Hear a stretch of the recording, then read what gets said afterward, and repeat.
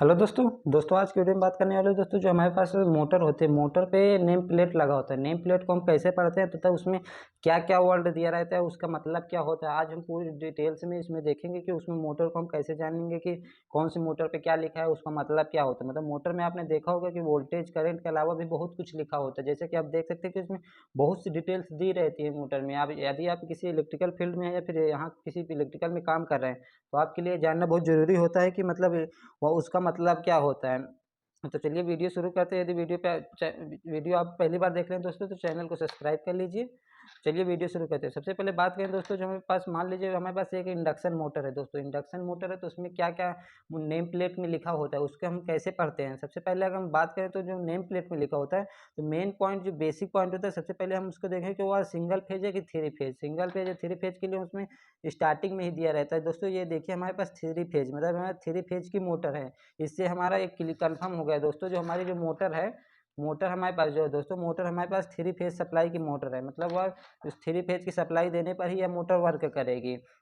Next बात करें दोस्तों, नेक्स्ट हमारे पास इसमें देखें तो कितने वोल्टेज पे वर्क करेगी। मतलब अगर इसकी इस पर्सनल मोटर की बात करें दोस्तों तो इसमें कई रेटिंग में दी है, लेकिन हम एक मेन बात करें तो इसमें मान लीजिए मैं 415 वोल्ट पर रेटिंग के मान के चलते हैं। 415 वोल्ट की वोल्टेज रहते हैं। मतलब जो हमारा वोल्टेज अप्लाई होगा दोस्तों, वोल्टेज हमारा 415 वोल्ट पर हमारी मोटर रन करेगी तथा 415 वोल्ट पर तो रन करे। लेकिन इसमें नेक्स्ट देखें तो इसमें हर्ज दिया रहता है। हर्ज फ्री मोटर के दिए कि कितने हर्ज पर रन करे। मतलब इसमें देखें तो 415 में 50 हर्ज पर मोटर हमारी वर्क करेगी। नेक्स्ट मेन आता है दोस्तों, जिससे हम मोटर के बारे में बता सकते हैं कि वह कितने किलोवाट के होते हैं, तो उसमें कहाँ हम यूज कर सकते हैं, कितने पावर रेटिंग के लिए इसका यूज किया जाता है। इसके लिए हम पावर रेटिंग की देखने के लिए इसमें हम देखते हैं जो किलोवाट सिंबल रहता है। मतलब ये जो हमारा रहता है किलोवाट, किलोवाट जो सिंबल रहता है इसका मतलब होता है किलोवाट, कितनी किलोवाट की मोटर है। मतलब ये मोटर की बात करें तो इसमें 7.5 किलोवाट की हमारी मोटर है। मतलब इसकी रेटिंग हम 7.5 किलोवाट के मान सकते हैं। अब नेक्स्ट आता है दोस्तों, नेक्स्ट हमारा आ जाए आरपीएम कितना होता है। आरपीएम के लिए रिवोल्यूशन पर मिनट, मतलब दोस्तों अगर कहीं कहीं आरपीएम लिखा रहता है या फिर होता है पर मिनट, मतलब पर मिनट भी लिखा रहता है। इसका मतलब होता है कितने आरपीएम रहते हैं। इसे हमारा देखें तो इसमें 1470, अगर 415 पर देखें तो 1470 आरपीएम पर हमारा मोटर हमारी रन करेगी। मतलब जो 415 सप्लाई देंगे, 50 हर्ट्ज पे सप्लाई देंगे, 7.5 किलोवाट की मोटर है तो वह 1470 आरपीएम पर हमारा मोटर जो है रन करेगी। मतलब इतनी स्पीड में हमारी मोटर पर रोटेशन पर मिनट हमारा रोटेट करेगी। अब नेक्स्ट आता है दोस्तों कि मेन जो आता है दोस्तों कि हमारे करंट कितनी लगी, क्योंकि करंट तो बहुत ज़्यादा इंपॉर्टेंट होता है। क्योंकि करंट से ही हम किसी भी एमपीसीबी लगाते हैं, फिर प्रोटेक्शन कैसे देते हैं, कि कितने लोड के लिए हम कहाँ लगाते हैं, इसके मेन आता है हमारे दोस्तों करंट आते हैं। करंट मोटर हमारा कितना करंट ड्रा करेगी। मोटर करंट ड्रा के देखें तो अगर 1470 आरपीएम में 13.5 एम्पियर हमारी मोटर करंट ड्राएगी। मतलब करंट का जो रहता है जो ए सिंबल से रहता है, मतलब ए मतलब एम्पियर। एम्पियर से हमारा शो रहता है कि उसमें करंट कितना लगेगा। करंट के देखें तो 13 एम्पियर हमारी करंट इसमें ले रही है। अब नेक्स्ट आता है, बात आता है दोस्तों पीएफ। पीएफ का मतलब क्या होता है। पीएफ का मतलब होता है दोस्तों पावर फैक्टर।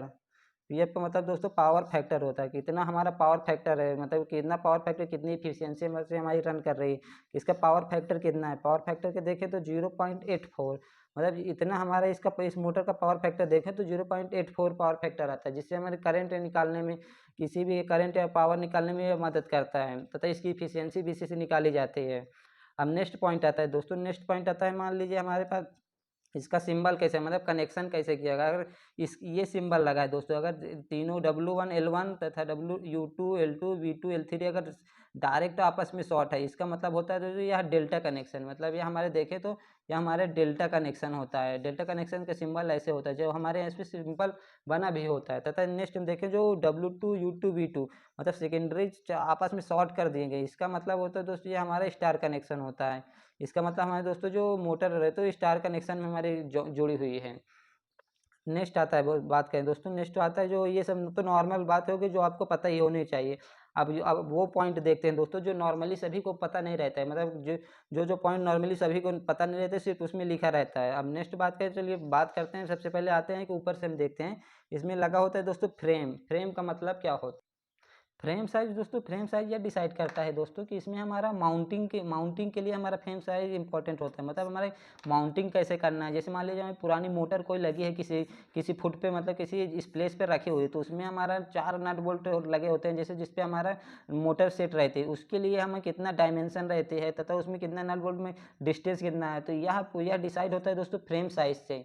मतलब फ्रेम साइज से यह डिसाइड होता था। 04 मतलब यह दोस्तों हमारा शाफ्ट की हाइट भी माना जाता है। मतलब फ्रेम साइज तथा शाफ्ट की हाइट से, शाफ्ट को हाइट पता लगाने के लिए दोस्तों हम फ्रेम साइज के से जानते हैं। मतलब फ्रेम साइज अगर बराबर है तो तभी हम पुरानी मोटर की जगह जो हमारी नई मोटर लगा रहे हैं तो उसकी अगर फ्रेम साइज सेम है तो फ्रेम साइज सेम होने पर ही हम पुरानी मोटर को नई मोटर के प्लेस पर रिप्लेस करेंगे। वह नहीं अन्यथा उसका दोस्तों जो प्रॉपर फुटिंग होता है, प्रॉपर प्लेस नहीं होगा तो उसमें हमें माउंटिंग को चेंज करना पड़ेगा। इसलिए फ्रेम साइज बहुत इंपॉर्टेंट होता है। चलिए बगल में देखते हैं। तो बगल में दोस्तों इसमें फ्रेम साइज तो हमारा हो गया। फ्रेम साइज की बात आए थे तो दोस्तों इसमें लिखा INSCL, मतलब इसका मतलब क्या होता है? इसका मतलब होता है दोस्तों INSCL मतलब होता है इंसुलेशन क्लास।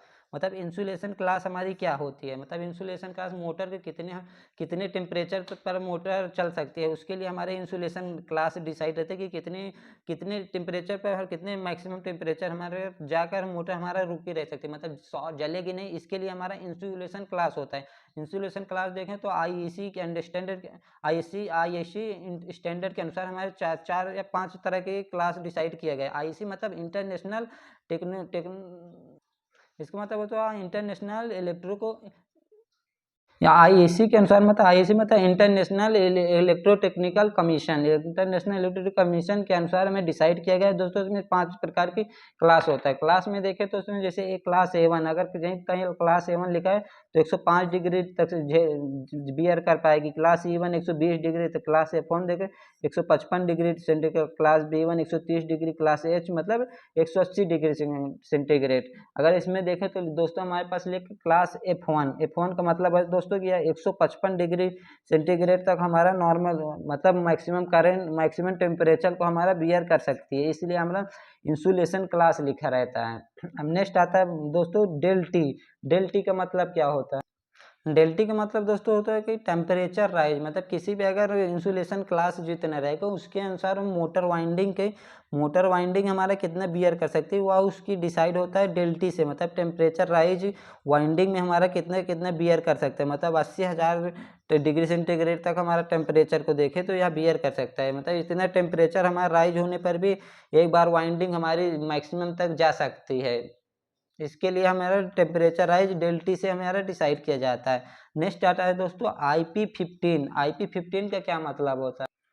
IP15 मतलब दोस्तों यह रिलेटेड होता है दोस्तों हमारा जो इन्वायरमेंट से रिलेटेड होता है। मतलब इसका मतलब होता है डिग्री ऑफ प्रोटेक्शन, मतलब किस प्रकार के हमारा प्रोटेक्शन दिया गया जो इन्वायरमेंट के लिए होता है, इसके भी IEC हमारा डिसाइड करता है। जैसे इसका मान लीजिए इसका हमारे पास दिया IP15 का मतलब होता है दोस्तों, IP15 में यह लिखा गया है दोस्तों कि यह हमारा मोटर जो है डस्ट से प्रोटेक्टेड है। मतलब मोटर हमारा जो डस्ट से प्रोटेक्टेड है तथा वाटर से भी हमारा प्रोटेक्टेड है, यह डिसाइड किया गया था। मतलब यह रूल बनाया गया है कि इसमें जो डस्ट से प्रोटेक्टेड है तो वाटर से प्रोटेक्टेड है, इसलिए हमारा जो IP15 है यह पर्सनल इसके लिए बनाया गया था। मतलब इन्वायरमेंट के रूल होता है दोस्तों, इसलिए अब इसका यूज किया जाता है। अब नेक्स्ट अब आता है दोस्तों ड्यूटी S1।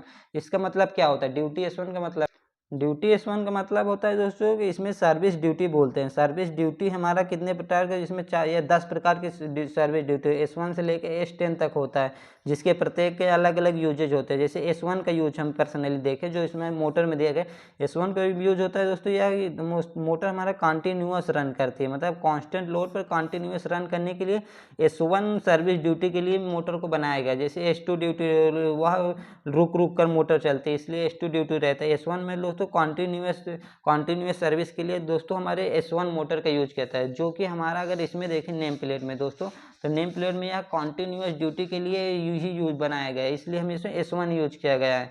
नेक्स्ट बात आए दोस्तों SF का मतलब होता है इसका मतलब दोस्तों इसमें मतलब होता है सर्विस फैक्टर, मतलब इसका मतलब होता है ऐसे मतलब सर्विस फैक्टर, जिसे इसमें एक दिया है तो इसमें एक दिए नहीं बना, मतलब यह हमारा 100% लोड पर ही हमारा मोटर पर प्रॉपर वर्क करेगी। अगर यही दोस्तों हमारा जैसे 1.15 होता तो यह हमारे दोस्तों तो ये इसमें 15% इसमें, जबकि यह 1.15 दिया होता तो यह 15% अपने ओवरलोड कंडीशन में रन कर सकते थे। लेकिन अगर यहाँ 1 दिया तो यह सिर्फ 100% मतलब सिर्फ ओनली अपने प्रॉपर 100% पे यूज कर सकते हैं। जबकि अगर 1.15 होता है मतलब 15% इस तरह हमारे ओवरलोड कंडीशन में हमारा चल सकता है था।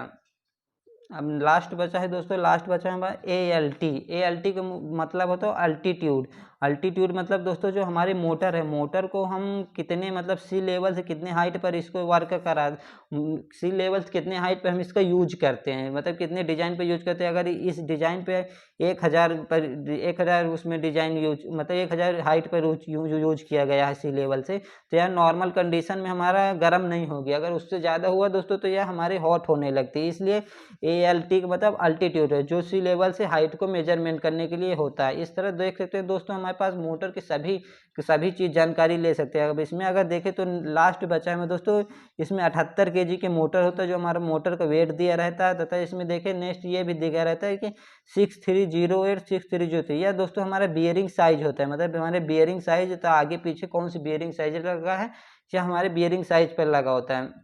इस तरह दोस्तों अब लास्ट हमारे पास बचा है कि IE 91.2%, यह क्या होता है।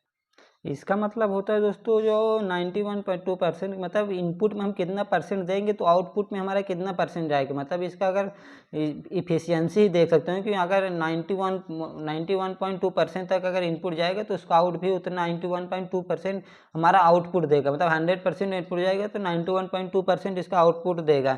तो IE3 का मतलब होता है दोस्तों इफिशियंसी कोड होता है। मतलब इसका मतलब दोस्तों इसका मतलब हमारे पास इफिशियंसी कोड माना जाता है। इसको जो इसको भी IEC के अनुसार डिसाइड किया गया है। इसको 4 भागों में डिवाइड किया गया है। 4 भागों में मतलब है IE1 IE2 IE3 IE4। मतलब IE1 का मतलब स्टैंडर्ड इफिशियंसी, तो IE2 मतलब हाई इफिशियंसी, IE3 मतलब प्रीमियम इफिशियंसी, IE4 मतलब सुपर प्रीमियम इफिशियंसी। अगर इसमें देखें तो IE3 था, IE3 का मतलब दोस्तों प्रीमियम इफिशियंसी किया गया है, मतलब 91% एक प्रीमियम इफिशियंसी माना जाता है। इस तरह देख सकते हैं दोस्तों हमारे मोटर में बहुत से डिटेल्स दिए रहते हैं जो सभी को जानकारी नहीं रहता है। इस तरह से दोस्तों हमने पूरी मोटर डिटेल से जान लिया। यदि आपको वीडियो पसंद आए दोस्तों मेरे चैनल को सब्सक्राइब कर लीजिएगा। Thank you.